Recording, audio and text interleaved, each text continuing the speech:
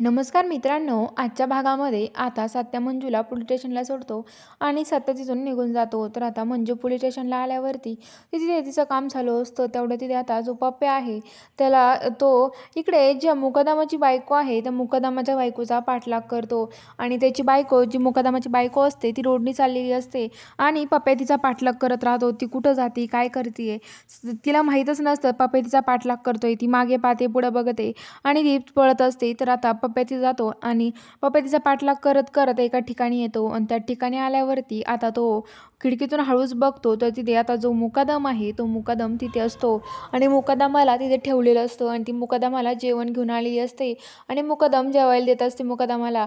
तर हे सगळं बघून पप्प्या म्हणतो की खूप आश्चर्याची गोष्ट आहे ही, मंजू दिदीला सांगायला पाहिजे. तर आता तो लगेच पोलीस स्टेशनला येतो. पोलीस स्टेशनला आल्यावर म्हणतो की मंजू दिदी मला तुला काहीतरी सांगायचं आहे.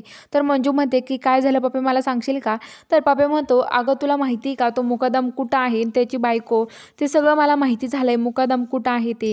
तर आता लगेच मंजू म्हणते की कुठं आहे मुकादम आणि मुकादमाची बायको? तर पप्पा म्हणतो की तू माझ्यासोबत चल, मी तुला सगळं काही दाखवतो. तर आता लगेच पप्प्या मंजूला घेऊन निघतो आणि मंजू आणि पप्प्या त्या अड्ड्यावर येतात. त्या अड्ड्यावरती आल्यावरती आता मंजू आतमध्ये अचानक घुसते आणि तिला बघून आता ते मुकादम आणि त्याची बायको पूर्ण घाबरून जातात.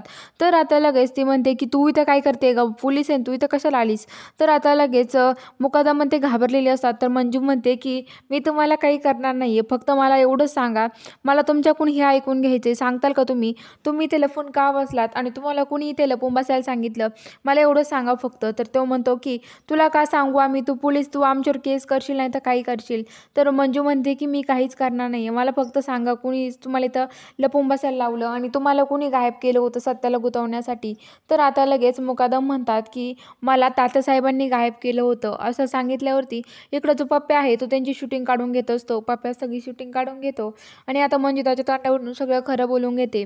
तर आता यांना समजतं आणि मंजू सत्य जायला निघतात. तर आता इकडं जे तात्यासाहेबांचे माणसं आहे त्यांना समजतं की मंजूला सगळं सत्य कळालं आहे आणि आता ते लगेच सत्य तात्यासाहेबाला सांगतात. तात्यासाहेब म्हणतात की हे बघा, तुम्ही ते सत्याला लवकर गायब करा, त्याला ही बातमी कळली नाही पाहिजे, त्या बातमी येईपर्यंत गायब करा. तर आता लगेच सत्याला ते बोलवतात आतमध्ये घरात आणि तो पंकज असतो तो सत्याला आतमध्ये कोंडून घेतो. तो दरवाजा वाजवतो पण दरवाजा उघडतच नाही. बघूया आता पुढील भागात नेमकं काय घडणार आहे.